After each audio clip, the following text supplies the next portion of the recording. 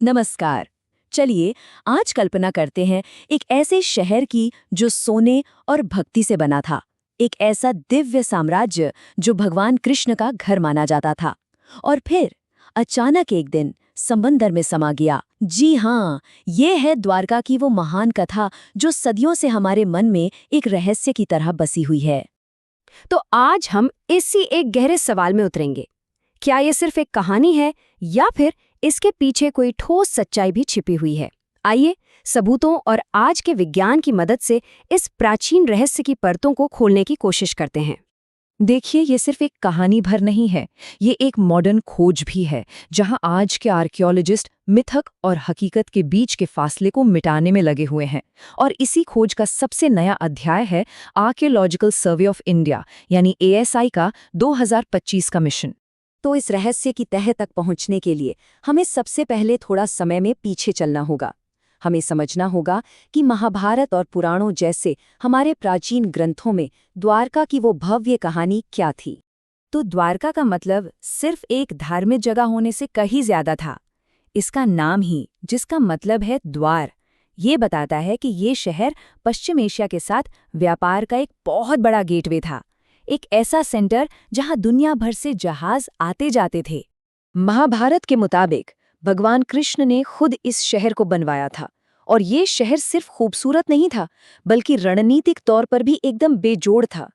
इसे एक वारी दुर्ग की तरह बनाया गया था, मतलब पानी से घिरा एक ऐसा किला जिसे कोई भेद ना सके, जो दुश्मनों से हमेशा इसकी रक्षा करे। और फिर एक शानदार युग का बहुत ही नाटकीय अंत हुआ। कहते हैं कि गांधारी के श्राप की वजह से ये बेहतरीन शहर वापस समुंदर में समा गया, और ये घटना एक युग के बदलने का प्रतीक बन गई। सदियों तक ये सिर्फ एक कहानी ही थी, लेकिन फिर आया आज का जमाना, और वैज्ञानिकों ने समुंदर की गहराइयों में इस पौराणिक कथा के सबूत खोजने की पहली कोशिशें शुरू की। 20वीं सदी में द्वारका की खोज ने एक नया मोड़ लिया। 1963 में पहली बार खुदाई हुई। फिर 1979-80 में डॉक्टर SR राव जैसे बड़े आर्कियोलॉजिस्ट ने इस खोज को आगे बढ़ाया। और 1980 के दशक तक तो उनकी टीम इस रहस्य को सुलझाने के लिए समंदर की गहराइयों में उतर चुकी थी। और डॉक्टर राव को जो मिला वो सच में हैरान करने वाला था। उन्हें जमीन पर एक किलेबंद शहर की नींव मिली, और जब उन्होंने समंदर के नीचे खोज की तो वहां 560 मीटर लंबी दीवार, पत्थर के लंगर और तो और वैसी ही मोहरें मिली जिनका जिक्र पुरानी कहानियों में आता है। ये शायद पहली बार था जब मिथक और सबूत एक दूसरे से सीधे सीधे मिल रहे थे। अब यहाँ से कहानी और भी दिलचस्प हो जाती है, क्योंकि इसके बाद एक ऐसी खोज हुई जिसने सब कुछ बदल दिया और हमारे प्राचीन इतिहास के बारे में जो कुछ हम जानते थे उसे एक नई चुनौती दे दी। 9500 साल, जरा इस आंकड़े को समझिए। ये वो वक्त था जब दुनिया की ज्यादातर महान सभ्यताएं तो पैदा भी नहीं हुई थी। ये एक ऐसी खोज थी जो भारतीय सभ्यता की कहानी को हजारों साल और पीछे ले जा सकती थी। अगर इसे ठीक से समझना हो तो सोचिए, अगर खंबात की खाड़ी में मिली ये बस्ती वाकई 9500 साल पुरानी है, तो ये मिस्र और मेसोपोटामिया की महान सभ्यताओं से भी हजारों साल पुरानी होगी।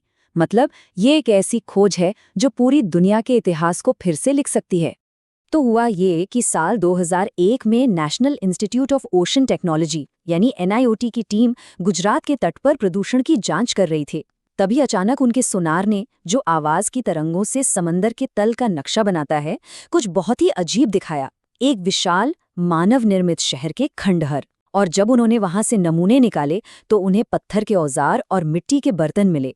कार्बन डेटिंग से पता चला कि ये करीब 9500 साल पुराने थे। और बस यहीं से एक नई बहस शुरू हो गई। तो सबसे जरूरी बात यह है कि दशकों की बहस के बाद अब ये खोज फिर से शुरू हो गई है, और इस बार नई तकनीक और एक नए मकसद के साथ। तो ये कहानी अब सीधे आज के दौर में आ जाती है। ASI ने डॉक्टर आलोक त्रिपाठी के नेतृत्व में एक बहुत बड़ा मिशन लॉन्च किया है, जिसका एक ही मकसद है, पानी के नीचे मौजूद इन ढांचों का वैज्ञानिक तरीके से अध्ययन करना।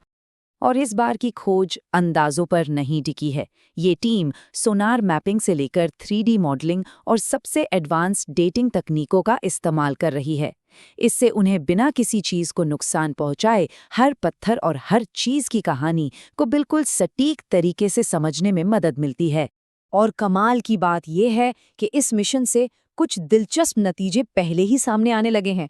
टीम को हड़प्पा शैली के लंगर, कुछ लिखे हुए बर्तन और पत्थर की बनी संरचनाएं मिली हैं। और एक और खास बात, इस अभियान में पहली बार ज्यादातर महिला गोताखोर पुरातत्वविद शामिल हैं, जो इस ऐतिहासिक खोज को एक नया और बहुत जरूरी नजरिया दे रही हैं। लेकिन ये खोज सिर्फ डूबे हुए पत्थरों के बारे में नहीं है। ये समझने के लिए कि ये इतनी जरूरी क्यों है, हमें ये देखना होगा कि कैसे समंदर की गहराइयों में हो रही ये खोज आज की एक जीती जागती आस्था से जुड़ी हुई है। ये जो पुरातात्विक खोज है ना, ये सिर्फ पत्थरों की कहानी नहीं है, ये उस आस्था से भी जुड़ी है जो आज भी द्वारकाधीश मंदिर में जिंदा है। माना जाता है कि इस मंदिर की नींव खुद कृष्ण के वंशज ने रखी थी, और यहाँ की परंपराएं, जैसे दिन में 5 बार ध्वज बदलना, सदियों से वैसी ही चली आ रही हैं। असल में द्वारका की पूरी जमीन कहानियों से बुनी हुई है, चाहे वो रुक्मिणी देवी मंदिर हो जो प्रेम और वियोग का प्रतीक है, या फिर बेट द्वारका द्वीप जिसे कृष्ण का निजी निवास माना जाता है, और जहाँ हड़प्पा काल की चीजें भी मिली हैं। यहाँ हर जगह इतिहास, मिथक और आस्था एक दूसरे में मिल जाते हैं। आखिरकार द्वारका सिर्फ एक आर्कियोलॉजिकल साइट नहीं है, ये 4 धामों में से एक है, हिंदू धर्म के सबसे पवित्र तीर्थों में से एक। ये एक ऐसी जगह है जहाँ विज्ञान और आस्था, अतीत और वर्तमान एक साथ मिलते हैं और लोगों को ईश्वर से जोड़ते हैं।